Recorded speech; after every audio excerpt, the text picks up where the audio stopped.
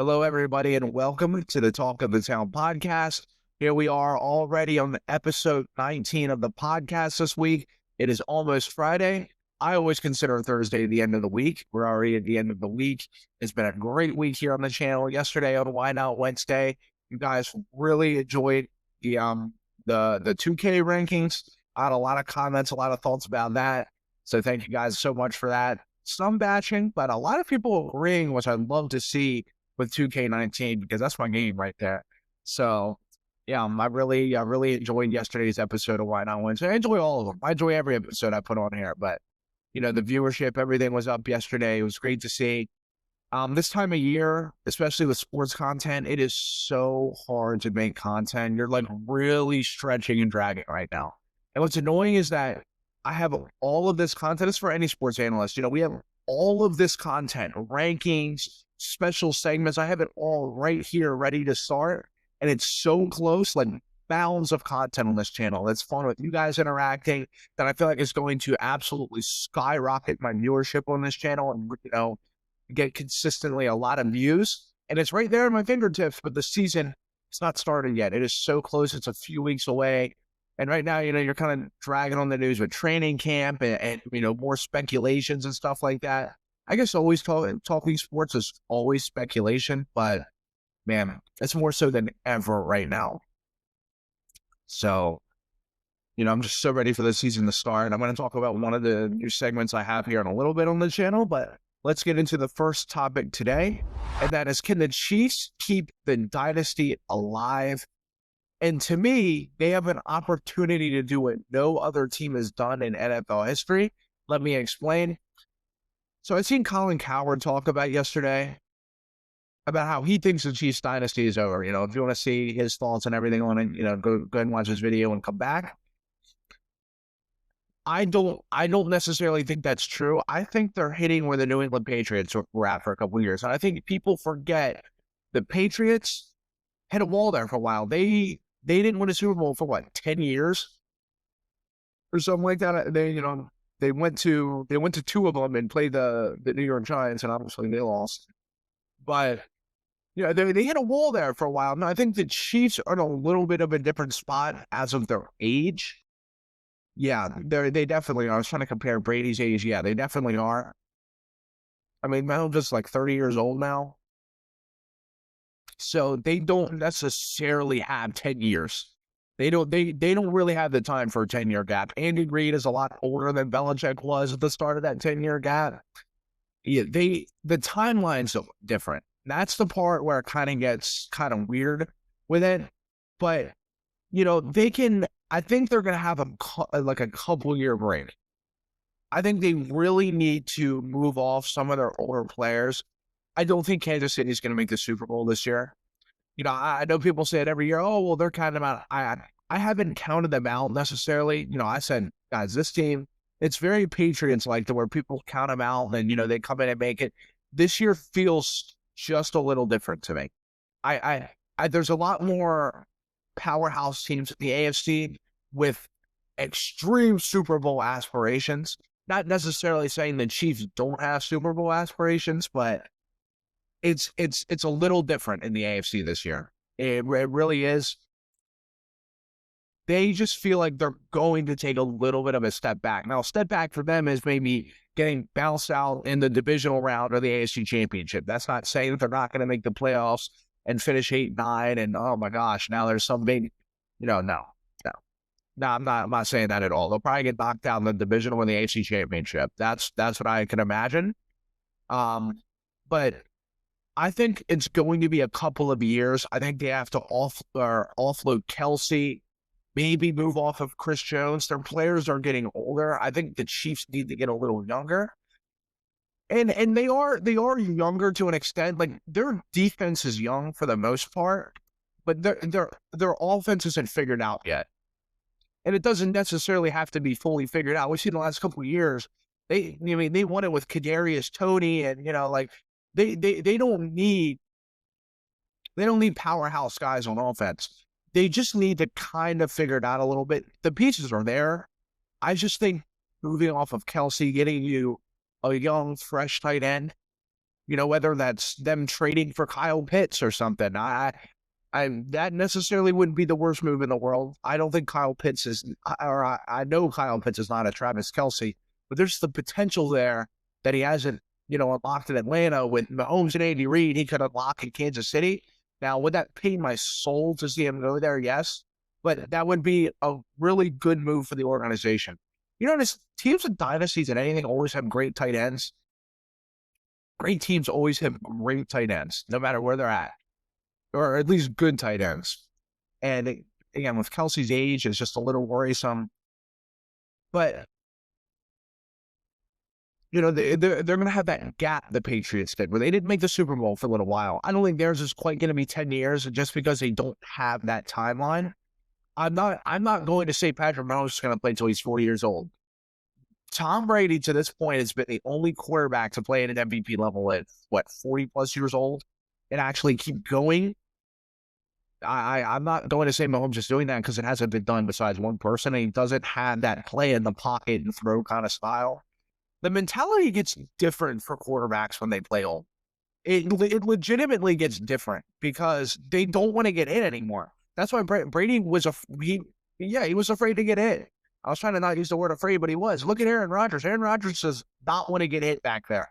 He is a brick wall. He doesn't move. He kind of just throws the ball all over the place. He doesn't want to get hit, or he tucks it in and takes the easy sack. I guess he doesn't want to get crunched. Nobody does. But when you're younger, you can take it a lot more. And that's where Russell Wilson's the same way. He doesn't like getting hit at all. That's why he throws those little screen passes. He often throws it away, or he tucks it in and takes a sack. Or he'll run for a yard or something like that. That's why those older quarterbacks, I'm not saying Mahomes is going to be that, but that's where it turns out eventually. So we'll see. But they have an opportunity to get into the third stage of the dynasty. Now, like I said, their timeline's different. Okay, they take a couple-year break. They get into the second stage. They go on. Maybe they win 2 Super Bowls for a little bit, right? Mahomes is 35-ish 35, 36-ish by this time. By the time they win another 2 Super Bowls, let's say they take a 4-year break. They don't go to a Super Bowl, or they don't win another Super Bowl for the next 4 years. Mahomes will be, 30 or going into 35 years old, 35, 36. So he probably still has a couple of years left. In his prime, at least, should I say. Because I think he could play until he's about 37-ish. So he's probably a couple of years left. That's when, you get your younger players into their prime. They have to draft well. That's with any dynasty, that's with any team ever. Even if you're not a dynasty, you have to draft well. They have to hit these drafts. These draft picks and these younger players stepping up for them is going to be massive into doing this. They draft their younger core. By the time they get into the 4 or 5 years of not making the Super Bowl, these guys will be entering their prime. They're really young players. Will have a year or 2 of experience. And that is going to be massive. And now you're in your second stage. You can move in to the third stage. If they take a little break, whether it's 2 years or so, you get a couple more drafts under your belt. Mahomes is 38, 39, 40-ish years old at this point. But you have extreme talent around you. Mahomes is going to know how to win no matter how old he is. You can move into your third stage of the dynasty. Now, again, is Andy Reid even still going to be coaching at this point? I don't know. And there's a lot of things that could go wrong with this. This is why it's kind of difficult, because we're only hoping for a 4-year span. If they don't win, then they take a break for a year or 2. They go back. That's a year or 2 of missing a Super Bowl in the NFL. Teams could only die to have that.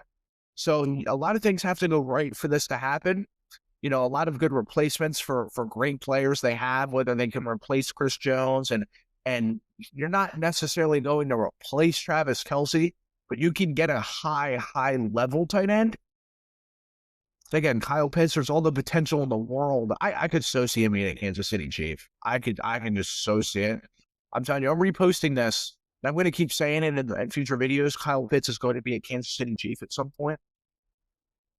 But when he does get traded there, I'm going to make sure to keep reposting. Hey, guys, I've been saying this for a year or two now. But the third step of the dynasty is, okay, Mahomes is in his early 40s, really late 30s, 39 years old or so. They missed it for the last couple of years. Maybe Andy Reid's still there. Or if not, they go, hopefully they have a replacement for him. And you're not going to replace him, but someone at a high level. And you have really good talent around you, but you don't move off Mahomes too quickly. That's what the Patriots did. The Patriots could have entered the third level of the dynasty, but they didn't. Brady still obviously had a couple of years left, and they missed their drafts bad the last couple of years. Again, there's tension there that Andy Reid and Mahomes don't have. This is where the potential is for the third stage of this dynasty. If Andy Reid's still coaching, Mahomes is still playing, they can still win another Super Bowl or two, get to that 6 Super Bowl level, maybe 7. Again, it's going to take a lot for them to do that, especially if they go on and take a 4-year break or so. But that's entering the second stage. Their timeline's a lot different than New England. But they can do something no one's ever done and enter the third stage of the dynasty. Mahomes is going to be a lot older. Reid may not be coaching. If he is, he'll be a lot older on his last couple of years of coaching. So, yeah, we'll see. Things really have to go right for Kansas City, but the potential's there. They hit on the drafts. New England's laid the blueprint out for this team to do so. They absolutely have. Hit your drafts. Don't move off of your quarterback too quickly. He may be older, but there could still be some juice left in the tank unless he is playing blatantly awful. Don't be just ready to just move off of Patrick Mahomes because, whether there's tension there or not or whatever it is, you can still win with it. Absolutely, I promise. So we'll see. New England's laid out the blueprint. They had the chance to do so. Is the chance slim? Yes. But I figure I'd just say it because they have a chance to keep that dynasty alive into the third stage. Blueprint's there for them. It just depends on what they do with it. Second topic today I have is, could Tampa Bay win it all? Am I win it all? You guys know I mean the Super Bowl. I think they absolutely could. There's just one massive obstacle in their way, and that's the Philadelphia Eagles. Besides that, the NFC's kind of... Now, the NFC is strong. You have the Packers. You do have the Lions, but Tampa feels a lot closer to those teams than they do Philadelphia. But they can be Philadelphia. They just did it a couple years ago. I know that Philadelphia team really collapsed at the end of the year. Baker is a Super Bowl-level quarterback to me. I am extremely high on Baker Mayfield. I've been a lot higher on Baker Mayfield than most people have. A lot of people are actually starting to kind of get on the Baker Mayfield hype train, but I've bet on it even when he was on Cleveland and then when he was on Carolina and LA and yeah, that little disastrous career there for a little bit. He is a Super Bowl level quarterback. The way he plays, the plays he makes, he's incredible. He has an extremely strong arm. He's accurate. He can get out of the pocket, make throws on the run. He can run. He's a really underrated runner. He's a good runner. Makes plays. He is a great quarterback. They have an amazing offense. Chris Godwin, Mecca and Buka, Mike Evans, Godwin, Kate Inu, I think is a good tight end. Bucky Irving is expected to have a massive year this year. He's moving out of the top 5 running backs for some people. I have him top 10. He's borderline top 5. I don't quite have him in that group, but he's an amazing running back. I think Rachaad White, too. That's a pretty good running back duo. He's not as good as Bucky Irving, but that's a good duo back there. Their offensive line with Wirfs. They have a good defense. I think maybe their secondary could be a little better, but they do. Antoine Winfield, Vita Vea. They have really good players there. And in a not so great division, I think they'll definitely be in the playoffs. And again, it only takes 2 or 3 games to get into the Super Bowl once you just get to the playoffs.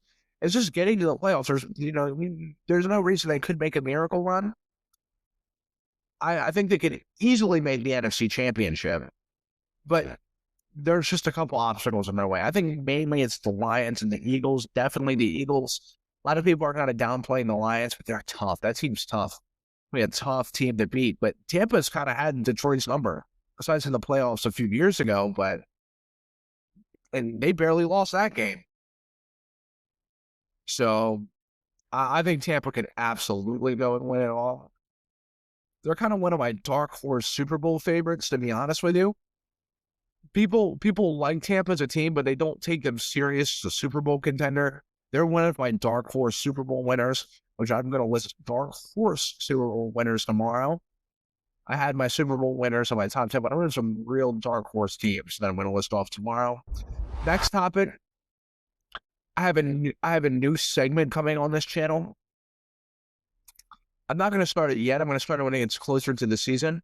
But every probably Thursday, Friday, I kind of want to do it on Friday so I know between the injuries and everything, I'm going to have my bet slips on here for you guys. I'm going to talk about the best bets of the week, the overs, the unders, whatever it is, the winners, the points scored. Everything is going to be talked about on here, what you should take, my favorite games of the week. I'm trying to think of I don't know, a cool name for it. I'll figure it out. But yeah, I'm so ready. I think that's going to be one of the segments that really boost my channel up. People love watching that. I have a lot of friends who like sports betting. I'm going to have my slips here on the channel. I'm going to have a special slip for my channel that is, you know what? If you want to, it's going to be like an 8 or 9, 10 leg parlay that's can win you. You feel like, I want to go big. What's my best chance of winning big? It may be a small chance, but what's my best chance at it? I'm going to give you guys that chance. Trust me. I've gotten had some luck on those. That's for sure. The big leg parlays. I had one last year. It didn't hit, but it was during the NBA playoffs. It was the Warriors and the Grizzlies. I believe it was in the play-in tournament. It was a 10-leg parlay. The one I missed, it was for like $1,400 on a $10 bet. Something like that. It was something crazy. It was over $1,000, but everything hit besides Draymond Green getting 6 rebounds. He had 4 of them, but all the other ones hit. I'm like, bro, out of all of them, the Draymond Green rebounds don't hit. He had 4 out of 6 of them. I'm like, you got to be kidding me. I have a screenshot of it somewhere, but I'm going to do that on here. A lot. I mean, it's going to be like a whole episode of me just talking about my favorite bets for this week coming up, what to take, what to not take, what to avoid. What to be all in on, man, that is going to be so much fun. I'm so ready for that. Like I said, I got to figure out a cool name for it, but you guys are really, really going to enjoy that. When I can really start boosting these segments, man, the viewership on this channel is going to skyrocket. And it just is. It's tough right now in the sports world for any analyst, podcast or whatever it is, just sports talk in general. There is nothing going on. It is so dry right now. You really just preserve and stretch your content. That's for sure. And every sports analyst says it this time of year. But then the funny thing is it hits you. All of a sudden your football, your basketball, everything's at once. You have this 9-month stretch, 10-month stretch of just nonstop sports. You're on the ball all the time. So, and I will do the bet segments and stuff, especially for the NBA playoffs. I really like betting on the NBA playoffs. That's a lot of fun to do. Reacting to the NBA playoffs. It's all going to be right here. We're so close. Not to the NBA playoffs, but to the NBA season. To the graph. It's on our fingertips, people. We are almost there. So yeah, let me know what you guys think about that segment coming up. I think that's going to be a lot of fun. That's going to be a lot of fun here on this channel. I'll talk about if my bets hit or on Monday. After the games, I'll talk about my bets hit for the weekend games, and then reacting to the games. Oh, it's gonna be great. My last topic of the day. This is kind of a quick video of a really busy morning this morning. So, and again, I mean, it's not too much to talk about. Again, you got to stretch out your content a little bit. So, these are my receiving yards leaders going into 2025. Who I think is going to be the receiving yards leaders this year. Let's start off with number 5. Again, a guy I had ranked high on my receiving list a couple of weeks ago. I think Marvin Harrison is going to go for a lot of yards this year. I really do. I'm a high believer in Marvin Harrison. I think he could go for 1,400 plus yards. I think him and Kyler Murray are going to connect. I think it took him a year. I really hope I'm not wrong. The potential's there. And I've seen some people say, hey, why is everyone sleeping on Marvin Harrison? He was the 4th overall pick. I mean, he was seen as a generational receiver. I get with McConkey having a great rookie year. Malik Neighbors is a special talent. Marvin Harrison, man, he is right. He's going to have a breakout year this year. I really feel it. Do not sleep on him. I have him as a 5th guy in receiving yards. I think the only thing that kind of takes him down in receiving yards is Kyler Murray's a runner. So that kind of takes away from his yardage a little bit. Number 4, I have Brian Thomas Jr. Again, speaking of rookies who had a great year, Brian Thomas Jr. had an amazing year. I just had him over Martin because I think him and Trevor Lawrence should have a good connection. Trevor Lawrence is healthy this year. The reports out of camp is he's actually playing really well. So I like seeing that. I like seeing Trevor Lawrence with some fire on him. The thing with Trevor Lawrence, he hasn't had any fire in him so far to start his career. Like, he just kind of goes out there, he's just kind of monotone. I don't know if you guys have seen his pregame, his hype pregame speeches. They're awful. He couldn't hype up anybody. He really couldn't. It's awful. It's actually terrible to watch. But I think, especially with a little fire in him this year, him and Brian Thomas Jr., he could put up bigger numbers than he had last year. He had 1,200, 1,300 yards last year. Number 3, I have Justin Jefferson. The only thing with that is J.J. McCarthy. It's nothing saying for Justin Jefferson. I really don't know J.J. McCarthy is going to fit in a pass-heavy offense with Kevin O'Connell. We'll see. It's a little worrisome for his numbers. Again, he's still number 3, but he's an all-time talent. I mean, he's on crazy, right? He's on like Jerry Rice record-breaking base. It's crazy. I'd like to see him have a quarterback who is going to be a gunslinger and he's going to be accurate throwing the ball. Not saying that's not J.J. McCarthy, but we just know nothing about the kid yet. 2 is CeeDee Lamb. Dak back. CeeDee Lamb just always puts up a ton of yards. I'm going to have him in my top 3 receiving yards list probably for the next 2 or 3 years at least. As long as Dak's there or they have a decent quarterback, he's going to be on there. He just gets a ton of yards. He always breaks big plays. He's a vacuum for the ball. There's no doubt about that. He just always catches the ball, makes good plays, big plays. So I like him. At number 1, I had Jamar Chase. Joe Burrow's healthy. Yeah, I think he's going to win the Triple Crown again, to be honest with you. I really, really do. Jamar Chase feels like the number 1 receiver in the league. I think, again, I still think Jettas is a better receiver. He's just not in the better situation. Jamar Chase is in the best situation he could literally possibly be in for the NFL for him. Playing with his college quarterback. They've been playing together since he got drafted, and it's only helped him. It's only helped him grow in this league. Joe Burrow is a stud. So I have him. I think he's going to go on to win the Triple Crown again. He has a chance to break the all-time receiving yards record, I think, this year, to be honest with you. That's one of my bold predictions. I was always kind of debating on betting that he's going to break the receiving yards record. I don't know. I'll see. I want to see the odds on that. It's going to be tough, but Jamar Chase can definitely do it this year. Their offense is going to be humming.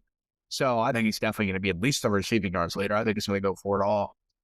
So that's it for the pod today. A shorter episode. I got a really busy morning this morning. So again, thank you guys for always tuning in. I'll get my clips ready and stuff for you guys on TikTok. Tomorrow's it for the week. If you guys have any questions, any suggestions, make sure to leave them down in the comments. Make sure to like, comment, and subscribe. Any like on this channel helps so much. Helps gets us out there in the algorithm. It's always much appreciated. And trust me, I go and refresh my subscribers about 56 times a day. Hit some random number like that, but it's a lot. So again, thank you guys so much for tuning out here to the podcast. I'll see you guys tomorrow for the last one of the weekend. Everyone have a great day.